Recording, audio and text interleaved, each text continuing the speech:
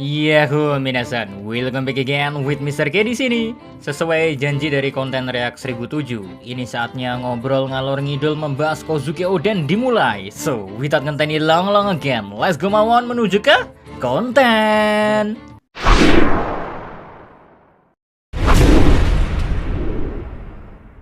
Chapter 1007, halaman akhir, telah membuat jagat One Piece heboh bukan main. Gak cuma di negeri kita tercinta, tapi hampir seluruh dunia, rek.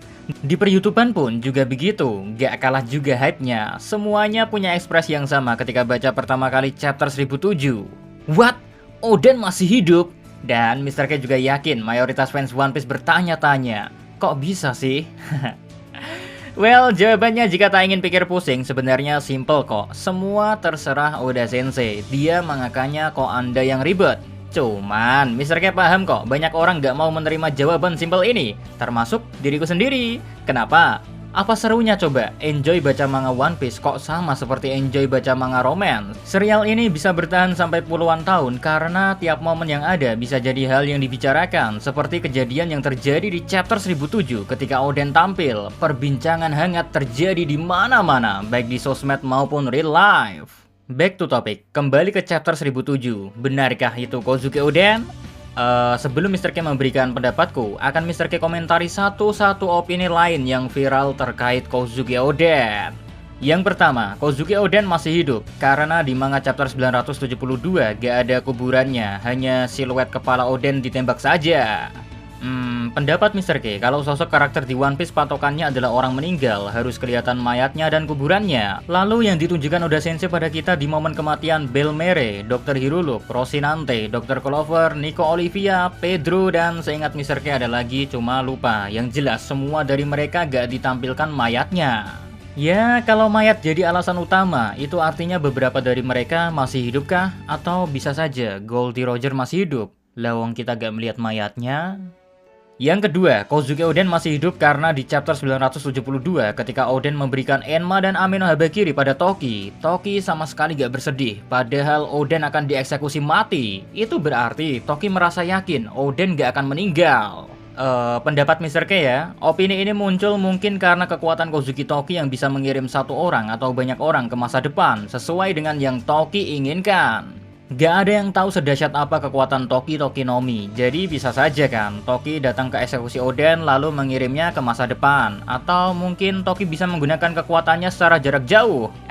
Bisa jadi sih. Tapi sayangnya opini nomor 2 ini seperti bertolak belakang dengan cerita yang terjadi di chapter 972. Momen ketika Toki menerima info dari Bapak Kacamata kalau Oden telah meninggal, saat itu pula kita melihat Toki membuka surat terakhir dari Oden. Isi surat tersebut pun seperti wasiat terakhir, mulai dari kekalahan Kaido dan Oden yang membongkar rahasia 20 tahun lagi akan ada kejadian yang sangat besar. Pada tahun tersebut pemain utama bakal muncul dan tentunya ada tulisan menarik tambahan sebagai penguat kalau pemain utama tersebut bukanlah Oden. Lihat tulisan di surat ya. They will be the ones to take Kaido hit. Artinya merekalah yang akan mengalahkan Kaido. Dari surat ini saja memberi info kalau yang ngalahin Kaido bukan Oden, dirinya gak akan ada sangkut pautnya melawan Kaido. Nah, kalau dihubungkan dengan 1007 saat tampilnya Oden, kalau benar itu Oden, bagi yang ngikutin cerita Oden pasti di pikiran penasaran, kenapa Oden gak membantu para Akazaya ketika mereka melawan Kaido di atas tengkorak Onigashima? Bukankah Oden yang paling pantas membunuh Kaido? Memang sih ada harapan Toki bisa menggunakan kekuatannya dari jarak jauh untuk melempar Oden ke masa depan. Walau hal tersebut masih dugaan, mengingat fakta manga dan anime kekuatan Toki yang baru ditampilkan secara nyata, dia bisa mengirim orang ke masa depan, tapi orang yang dikirim tempat jatuhnya akan sama dengan momen sebelum dia dikirim. Contohnya saat Toki mengirim para Akazaya ke timeline 20 tahun. Sebelum dikirim, posisi mereka ada di kastil Oden yang berada di Kuri. Saat dikirim ke masa depan, semua orang pun masih berada di sekitar kastil Oden. Yang berbeda hanyalah timeline dan bangunan kastil Oden yang telah hancur lebur. Aneh bukan? Terus anggap aja Oden dikirim Toki ke masa depan ya. Itu berarti lebih dulu Oden yang berada di masa depan kan? Karena faktanya memang seperti itu. Eksekusi Oden terjadi duluan. Baru dah selanjutnya momen Toki mengirim Akazaya ke masa depan. Kerasa gak sinkron kan dengan apa yang terjadi di Wano? Oden datang lebih dulu. Lalu kenapa membiarkan Wano dalam kesengsaraan? Membiarkan penduduk Ebisu kelaparan? Membiarkan Yasue mati? Kan bisa jadi itu sudah di planning Oden, Mr. K. Oden memplanning suatu rencana dengan mengorbankan penduduk negerinya sendiri. Masih ingatkah momen Oden menari telanjang selama bertahun-tahun, menahan rasa malu dan membuang harga dirinya sebagai lelaki itu demi apa? Demi rencana masa depan kah? Enggak kan, Oden melakukan hal itu demi penduduk Wano yang jadi tahanan Shogun ganteng Orochi. Terasa aneh saja, sosok Oden bakal memilih mengorbankan banyak penduduk negeri Wano demi rencananya. Malah, menurut Mr. K, kalau lihat dari story Oden, jangankan banyak orang, satu orang pun gak akan dikorbankan oleh Oden. Seperti yang Oden tunjukkan ketika menahan rebusan minyak panas demi menyelamatkan semua pengikutnya. Dia rela mati asal orang yang disayanginya selamat. Loh, Mr. K bisa jadi kan? Toki mengirim ke masa depan yang lebih lama daripada Kazaya. Yang kita bicarakan Toki Nomi loh.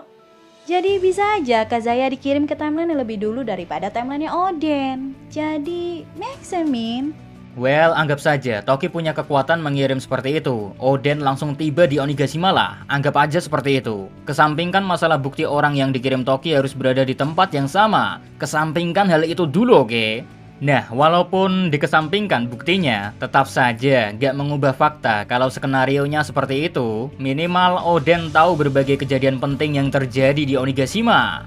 Dia harusnya tahu kalau Akazaya mencoba membunuh Kaido. Dia harusnya tahu Momonosuke anaknya sendiri mau dibunuh Kaido. Dia harusnya tahu di sekitar halaman kastil banyak samurai yang masih setia mengikutinya sedang berjuang. Dia harusnya tahu kalau sekarang semua orang kan sedang mempertaruhkan nyawanya. Lalu kenapa Oden dengan senyuman manis malah pergi menyapa Akazaya seperti tanpa dosa? Membiarkan berbagai kejadian yang terjadi di Onigashima bagaikan angin lalu. Terus yang jadi pertanyaan, bagaimana bisa dia tahu persis posisi para Akazaya? Ini ada di lantai 3 kastil Kaido loh bung. Kalau mau sampai ke sini, satu-satunya jalan adalah melewati anak tangga atau setidaknya terbang seperti Marco. Tapi mau itu jalan kaki atau terbang, tetap saja harusnya banyak orang melihat Oden. Kenyataannya kagak kan, tiba-tiba saja Oda Sensei ngasih kejutan. Tara, Oden is back. Mantap dah kejutannya Odachi. Dah itu aja sih menanggapi perbincangan hangat kalau Oden hidup. Sekarang kebagian itu bukanlah Oden. Alias lebih gampangnya Oden sudah mati. Yang di chapter 1007 adalah orang lain. Biar simple Mr. K jabarkan dulu semua opini tentang itu bukan Oden. Nanti Mr. K berikan pendapat semua itu sekaligus. Lagian poinnya juga sama kan. Itu bukan Oden. Nomor 1, Oden palsu itu Katarina Devon. Alasannya posisi lengan Oden seperti Katarina Devon. Lalu ada asap mengepul, plus ekspresi senyumannya juga mengerikan. Dan Oden ini tampil dengan kimono panjang, layaknya seorang wanita saat memakai kimono. Nomor 2, Oden palsu itu Gyukimaru. Alasannya karena Gyukimaru bisa melakukan perubahan wujud menjadi manusia dan dia juga mengenal semua Akazaya. Nomor 3, Oden palsu itu nenek yang bertemu dengan Orochi. Alasannya karena nenek tersebut bisa merubah dirinya sendiri jadi orang lain. Nomor 4, Oden palsu itu Kozuki Hiyori. Alasannya siluet chapter 1004 adalah sosok siluet wanita. Dan jelas sosok tersebut bukan Oden karena Oden baru masuk ruangan lewat pintu di chapter 1007. Sedangkan sosok siluet tersebut sudah ada dalam ruangan dan merawat para Akazaya. Nomor 5, Oden palsu itu gambar dari Kanjuro. Alasannya mungkin saja Kanjuro tobat akan dosa-dosa masa lalunya yang telah mengkhianati klan Kozuki. Karena malu membantu secara langsung, dia pun memutuskan menggambar Oden.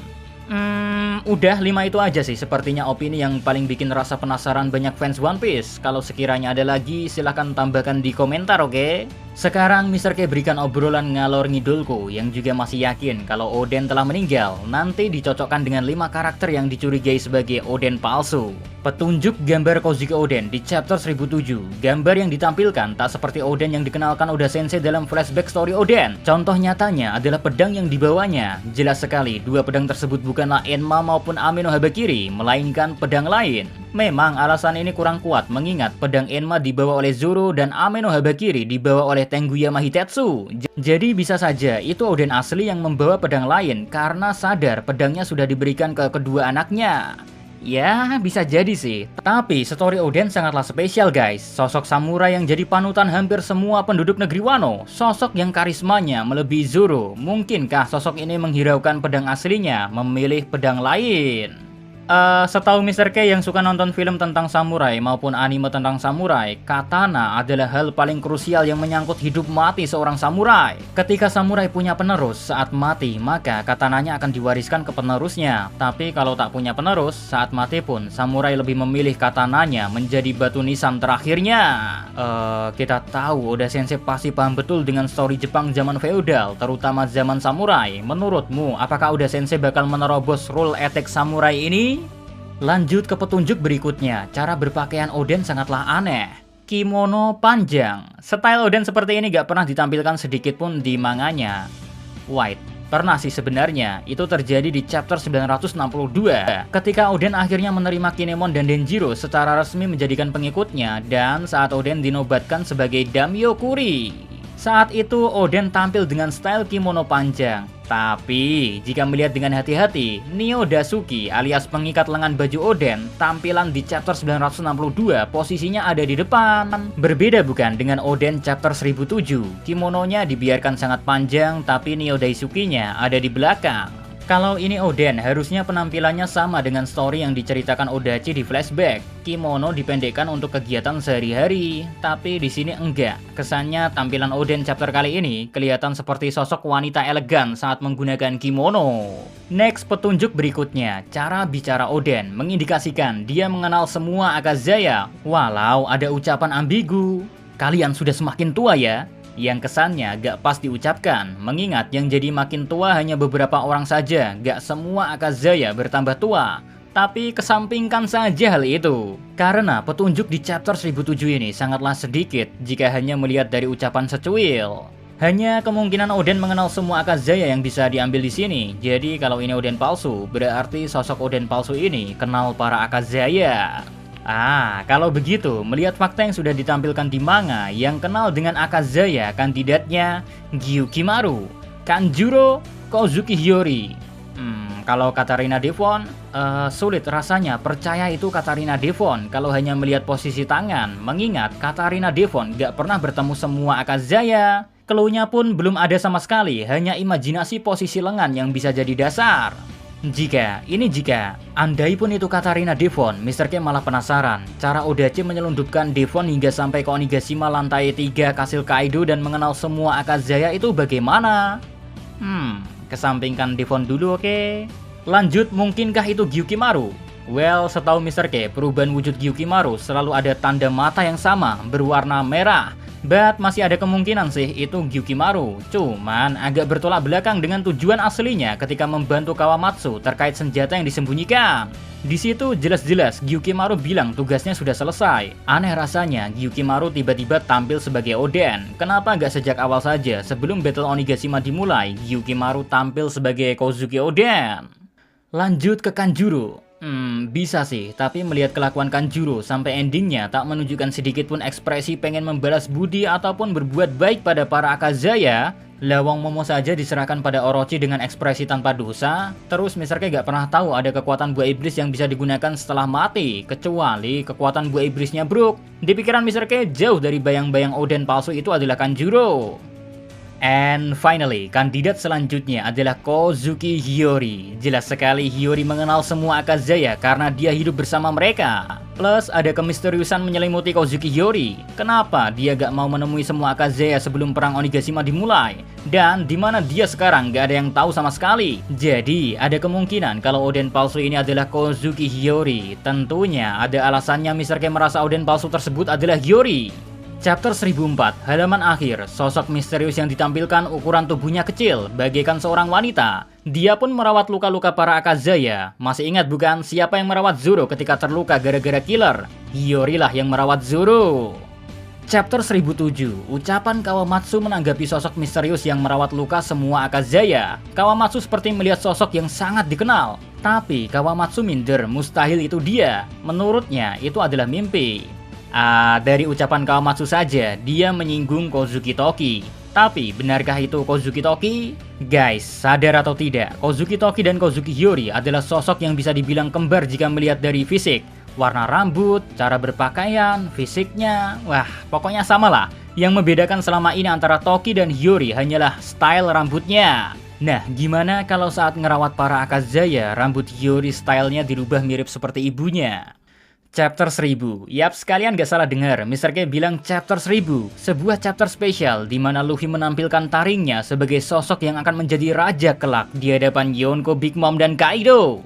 Tapi bukan itu yang pengen Mr. K bahas. Fokus ke momen ketika Luffy menghampiri Kinemon dan dirinya meminta bantuan pada Trafalgar di Waterloo untuk membawa semua Akazaya ke bawah. Guys, momen Law menyelamatkan para Akazaya dulu hanyalah momen biasa yang wajar dilakukan. Tapi melihat chapter 1004 dan 1007, kok rasa-rasanya Law sudah tahu betul siapa yang merawat para Akazaya di ruang harta lantai 3. Dari mana Mr. K beropini seperti itu? Jawabannya dari kekuatan Sembles Law sendiri yang bisa menjangkau lingkup yang luas, termasuk memindahkan semua Akazaya ke ruang harta adalah salah satu rencananya. Lalu dari mana Law tahu ada ruangan seperti itu di kastil Kaido? Ingat kan Law datang lebih dulu ke Wano? Kita berbicara Law, sosok yang sangat cemerlang dalam merencanakan sesuatu. Aneh rasanya jika Law datang ke Wano lebih dulu menunggu kedatangan Luffy and the gang tanpa berbuat apa-apa. Bagaimana kalau skenarionya Law bertemu dengan seseorang yang tahu tentang Wano dan Onigashima? Gak cuma sekedar tahu. Sosok yang ditemui Law ini juga paham betul tentang Orochi dan Kaido. Sosok ini pula lah yang berkali-kali datang ke Onigashima tiap tahun. Sosok ini pun juga sangat akrab dengan lantai 3 kastil Kaido, mengingat ruangan tersebut adalah ruangan jamuan pesta. Tiap tahun pastinya sudah biasa bagi sosok tersebut berada di situ karena baik Orochi dan Kaido selalu merayakan pesta di ruangan tersebut. Dan uniknya yang paling cocok mengisi sosok yang ditemui oleh Law kok hanya Hiyori saja. Kenapa bisa begitu? Bertahun-tahun guys, Kozuki Hiyori jadi oiran, berada di sisi musuh bertahun-tahun. Dan kalau dihubungkan dengan lantai 3 jamuan pesta, di mana lantai tersebut satu lantai dengan ruang harta, menurutmu pantas gak kalau Hiyori sering pergi ke sana dengan statusnya sebagai oiran? Interesting kan kalau beneran Law kenal sama Hiyori sebagai partner dalam game Onigashima ini. Tapi hal yang bikin Mr. K penasaran tingkat tinggi, kalau Oden palsu itu Hiyori, ini berarti Hiyori punya kemampuan buah iblis. Kalau memang iya, clue Oden palsu mulai dari pakaian kimono panjang, katana yang bukan Enma maupun Amino Habakiri, dan sikap yang seperti mengenal semua Akazaya bakal klop. Walau kalau klop pun butuh penjelasan dari Oda Sensei ke depan kenapa Hiyori menyamar jadi Oden. Tambah gila aja ini serial kejutan demi kejutan tak henti-hentinya membuat adrenalin terpacu akan rasa penasaran yang luar biasa. Waduh, gak sabar menantikan chapter berikutnya yang semoga saja menjawab siapa sebenarnya Oden di chapter 1007. Lalu sebelum Mr. K akhiri ngalor ngidul ini, kenapa nenek yang menolong Orochi gak masuk pendapat Mr. K plus kenapa Fukurokuju gak dibahas juga? Simple sih, bagi fans yang mencurigai Oden palsu itu adalah neneknya Orochi, Mr. K yakin betul dia hanya ngikutin animenya saja. Lalu terkait Fukurokuju kenapa gak dibahas? Mau dibahas apa pak? Bukan style Mr. K berbicara tanpa clue. Fukurokuju saja kekuatan gak pernah ditampilkan, hanya mitos tentang namanya dalam legenda Jepang yang bisa dijadikan referensi. Dan cara Fukurokuju pergi ke suatu tempat menghindari pertempuran, artinya keberadaannya masih misterius, di mana dua hal tersebutlah yang jadi dasar opini Oden palsu itu adalah Fukurokuju, menurut para fans yang yakin. Kalau Mr. K jujur gak bisa berkata apa-apa terkait Fukurokuju, jadi I'm sorry oke? Lalu kesimpulan video 3N ini itu apa? Kesimpulannya, Oden palsu itu kemungkinan Kozuki Hiyori. Kalaupun salah, Mr. K pasti akan minta maaf. Bahkan kalaupun jawabannya berbeda, tapi intinya sama. Maksudku, itu adalah Oden palsu yang ternyata adalah Katarina Devon misalnya, atau Gyukimaru misalnya. Mr. K tetap akan minta maaf karena apa yang kuopinikan masihlah salah. Dan sebagai penutup konten kali ini yang kayaknya cocok dihubungkan dengan rasa penasaran fans tentang keyakinan Kozuki Toki kalau Oden tak akan mati di chapter 972. Menurutmu, kapan seseorang akan mati? Apakah seseorang akan mati ketika harga dirinya dilecehkan secara keji? Tidak. Apakah seseorang akan mati ketika direbus dalam minyak yang sangat panas sebagai neraka? Tidak. Apakah seseorang akan mati ketika ditembak peluru menembus kepalanya? Jelas tidak. Seseorang akan mati ketika dia dilupakan.